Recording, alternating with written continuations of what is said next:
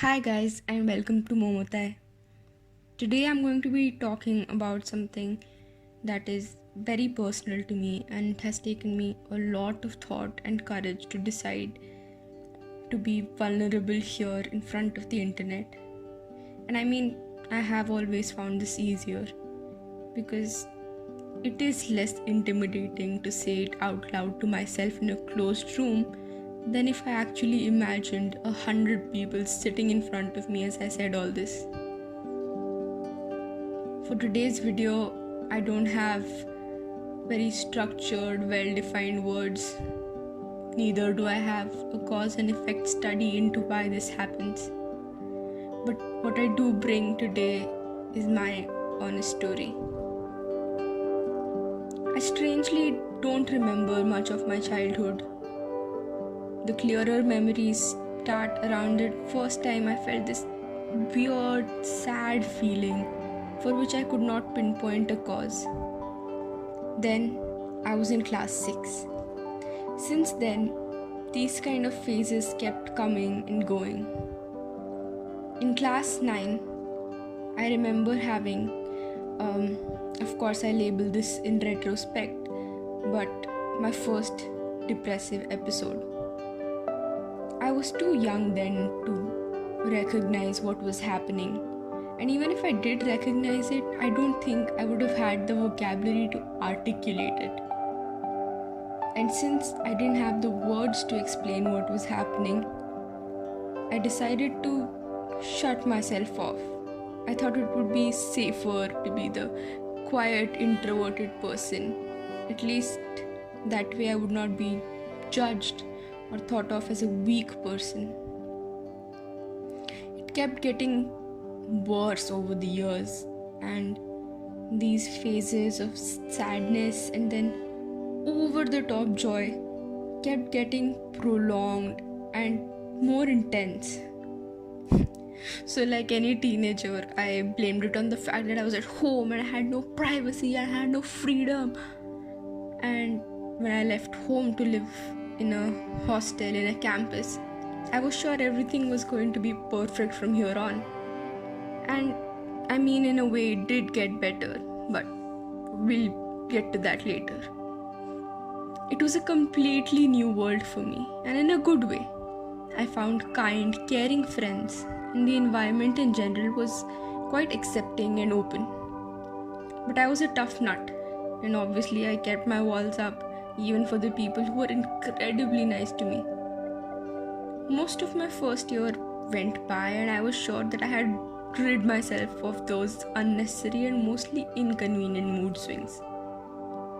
So in my second year, when I was interning at a rehabilitative center for people with severe mental illnesses and addictions,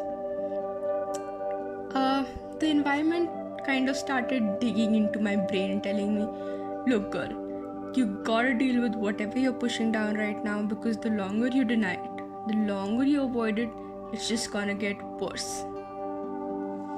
So let me tell you what it was like.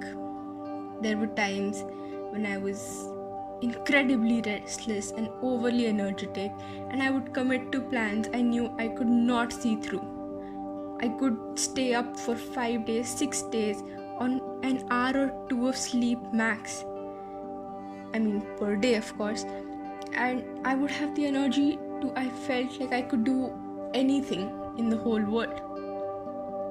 But then there were days when I would refuse to leave my room for days, or when I slept for 22 hours in one single day.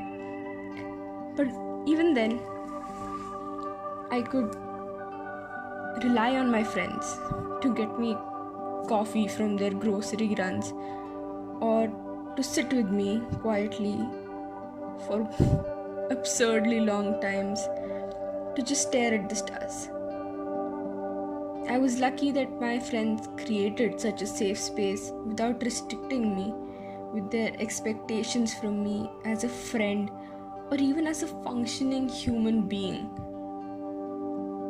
In this period, I would binge watch Netflix and try to lose myself in fictional worlds, so I don't have to deal with this scary reality that was happening in my life, and it was a good break for a while.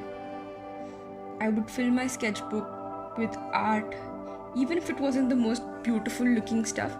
It helped me vent and to not keep these things stuffed inside. I made sure to take my cup of coffee and watch the sunset from the roof of my hostel. Sometimes listening to music, and other times just focusing on the sound of the wind and the birds. And I learned to build these comforting rituals for myself. And even now, I haven't learned how to completely deal with these things. But I think I have come a long way. I was privileged that I had a safe space physically and emotionally where I could literally break down into teeny tiny pieces and start reassembling. My closest friends and family were there for me through the toughest days. Now I have tried multiple therapists and medication since, but I haven't found, the one yet. And I mean, this seems harder than finding my one true love at this point, even though this is more of a necessity. Anyway, I'm making this video because I want to live an honest, authentic life.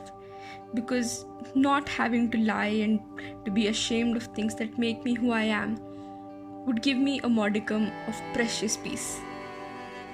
Also, not that it is necessary to share, but I felt that if I'm not honest about my mental health journey, considering the immense amount of privilege I have been blessed with, I cannot advocate mental health awareness to other people. Now, the painting that you're watching me make depicts these mood swings of a borderline personality or of a bipolar disorder. I don't know, the psychs have not figured that out yet. And the reason I chose to make these expressions in monotone was to show that in those moments how intense and blinding those emotions are. There's a part that didn't get recorded since my phone ran out of space, but the black background represents the constant experience of a void in my life.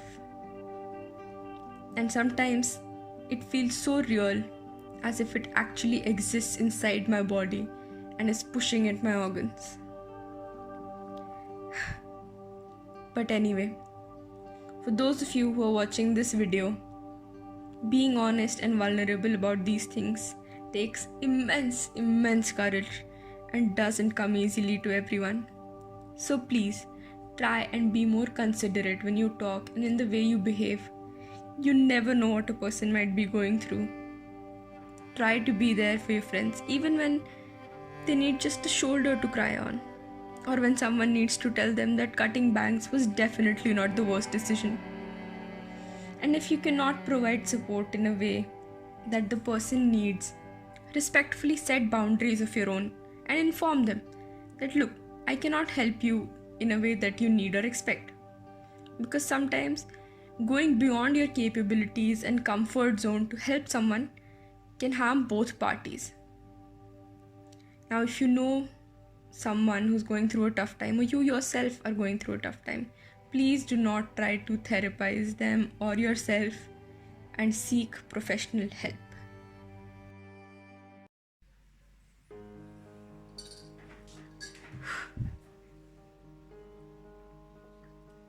That was a tough one, but thank you so much for supporting me in this entire journey. And if you like today's video, please click the like button so that I know what kind of videos you all enjoy. And if you want to ask me any question, or if you want to share your own stories, please feel free to do that in the comments below.